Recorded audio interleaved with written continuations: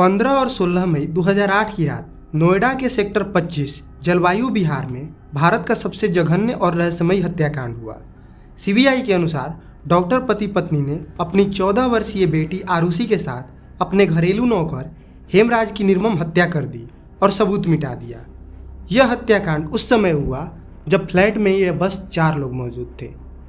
नमस्कार दोस्तों, यह केस तब शुरू होता है जब नोएडा के सेक्टर 25 के फ्लैट नंबर L32 में आरुषि तलवार के उसी के बेडरूम से खून से सनी हुई लाश मिलती है।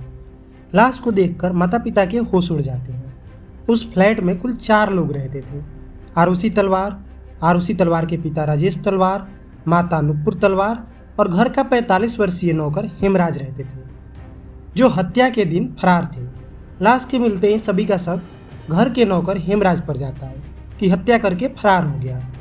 पुलिस हेमराज को ढूंढने में लग जाती है और उस पर FIR भी दर्ज किया जाता है और पुलिस हेमराज को खोजने के लिए बाहर चली जाती है।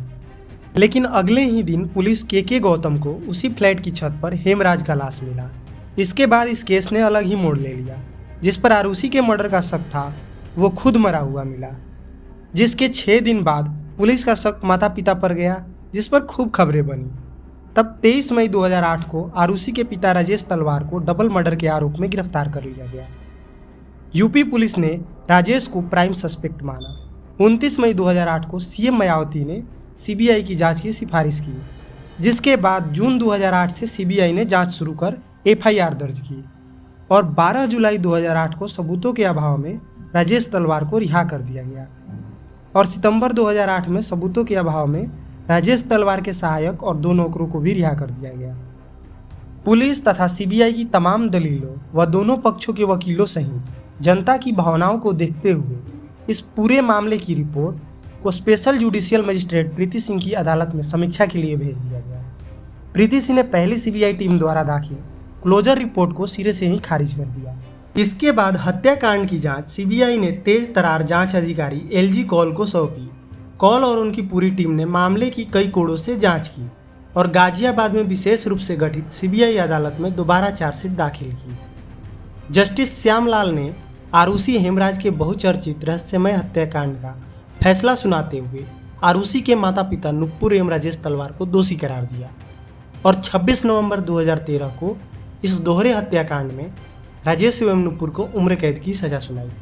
दोनों को इस फैसले के विरोध में हाई कोर्ट में अपील करने के लिए 90 दिन का समय दिया गया, जिसके बाद 16 अक्टूबर 2017 को इलाहाबाद हाई कोर्ट ने नुपुर एवं राजेश तलवार को डासना जेल से सबूतों के अभाव में रिहा कर दिया।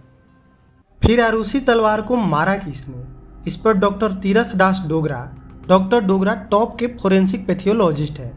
अपने करियर में उन्होंने देश के बड़े बड़े केस डील किए हैं, जैसे इंदिरा गांधी हत्या, निठारी हत्याकांड, गोधरा हिंसा इत्यादि। लगभग सभी जांचों में डॉक्टर डोगरा शामिल है।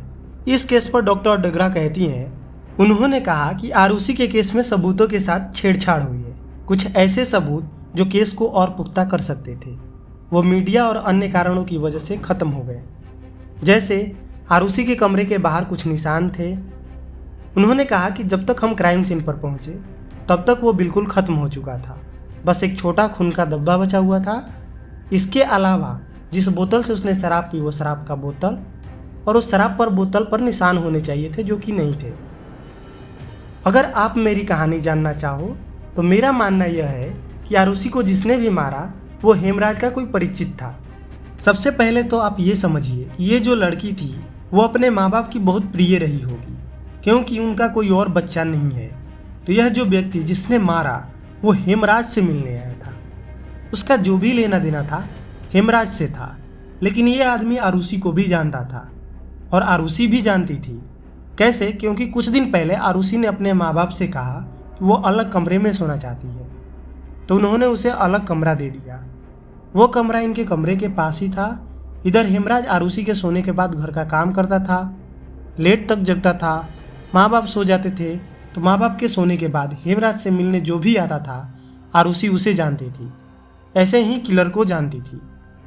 अब ये किलर जानता है कि आरुषि ने उसे देख लिया है और पूछने पर वह प्राइम विटनेस हो सकती है, इसलिए किलर ने आरुषि को भी मार दिया। ऐसे केसेस में किलर प्राइम विटनेस को हमेशा मारता ही है। यहाँ भी ऐसा ही हुआ। अब ये किलर कौन था, इसके बारे में डॉक्टर डोगरा कहती हैं कि हेमराज ने अपना घर बनवाने के लिए कर्ज लिया था और ये किलर संभवतः वही था जिससे हेमराज ने कर्ज लिया था। कोर्ट ने अपना फैसला तो सुना दिया, लेकिन गुत्थी अभी तक उलझी रही।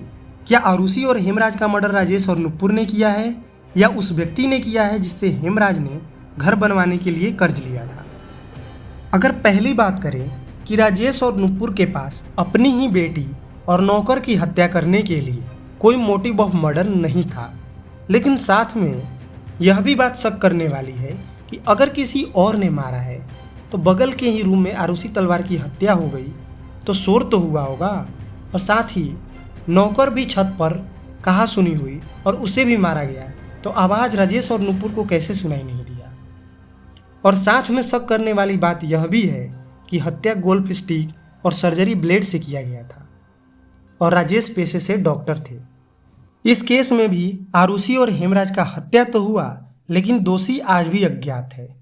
आरुषि हेमराज मर्डर केस आज भी रहस्यमयी बनी हुई है।